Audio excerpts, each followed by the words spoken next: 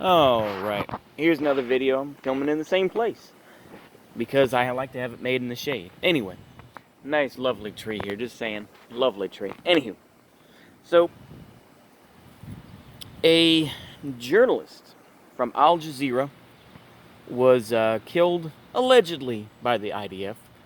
You can, like I said, everyone knows what allegedly means, I'm sure. But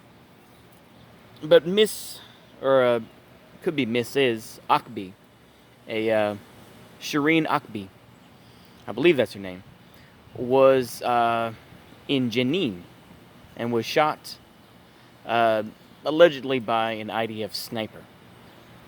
Now, of course, a lot of folks are saying that this was a Palestinian terrorist. This is what, Zionists do. But anywho, it kind of points to, I want to talk about the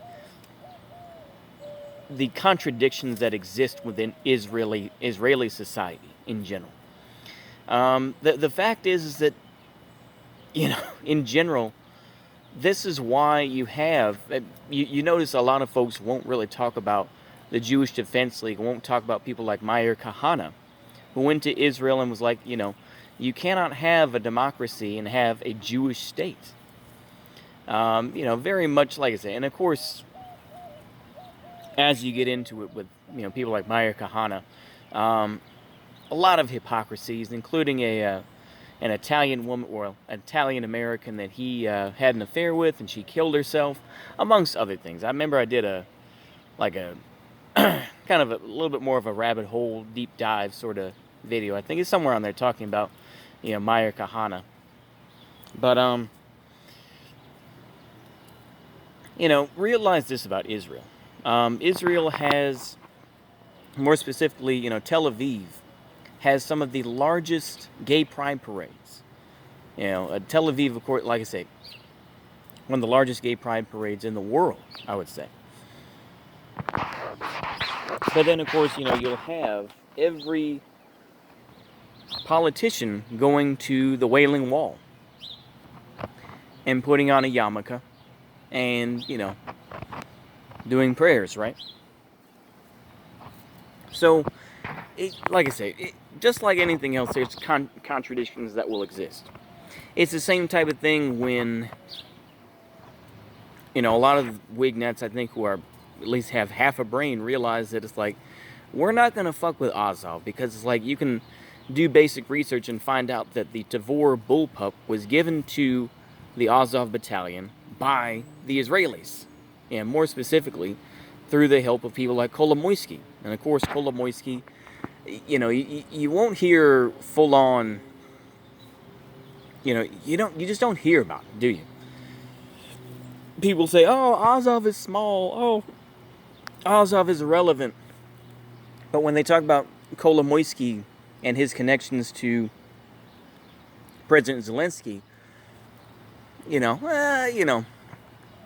we're just going to ignore that. So, and the thing is, in all actuality, Azov in general, as much as, they'll claim anti-Semitic attacks, maybe there's, that element there, a lot of them support Israel. So, there's, and like I said, that's just the tip of the iceberg. There's so much more beneath it in Israeli society. But this idea that Israel is a Jewish state versus is it a democracy, quote unquote, it's a very messy thing, isn't it? I'm sure you could say the same thing about, having gay clubs and whatnot in Israel while being, this country that, but of course, like I say, deep down, no, I'm not going to go there. I'm not going to go down the full anti-Semitic route. I'm going more towards the more acceptable, just anti-Zionist route. But I'm not going to go down the full anti-Semitic route. I think if y'all know about Judaism and their feelings on homosexuality, it's a very muddled. I'll say this: it's muddled waters. I'll put it that way. But I'm gonna be very careful. What I will say, and I'll wrap this video up pretty soon, is just how it's unfortunate. I would say this. We see, of course, this Al Jazeera journalist get killed, allegedly by an IDF sniper. and continuing to shoot to make sure that they don't save her. But ultimately, of course, they'll say Israel's fascist, isn't it? But then, of course, they will ignore, what occurred with the Holocaust, right? That all these, that a lot of folks, including people like Abba Kovner, came, to Palestine and continued to fight this and that. And they don't really talk about the history of Israel and how, they don't want to talk about, the origins of, the IDF. They don't want to talk about, groups like, oh my goodness, I can't believe I'm blanking here. Oh, Jesus, what? I can't think of it.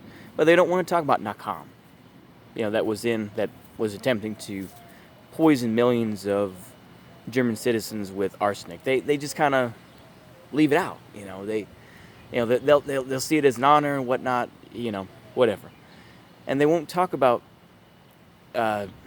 Jesus, oh, it's gonna bug the hell out of me. But basically, the group that organized the attack on the King David Hotel. It's right on the tip of my tongue. God damn it, I can't think of it. But anyway, they don't really want to discuss that. They'll be like, well, yeah, the Holocaust happened and it was bad, but then, a lot of people's, they try to come up with nuance about it. It's like, they just want people to live together, in Israel in peace and everything. It's just like, bruh. It's all a fickle thing. So when people try to make out Israel to be either this ethno-state, yeah, to a point it is. And I think, as long as you loosely believe in Judaism, that's one thing. But it's like, yeah, there's plenty of, gay rights or whatever that do exist in Israel. So it's one of those things. But anyway, I think that's all I have to say on it. I'm just going to call this video the contradictions with Israel. And just see how many Zionists I can get to start coping on the video. Anyway, that's all I got. See you later. Goodbye.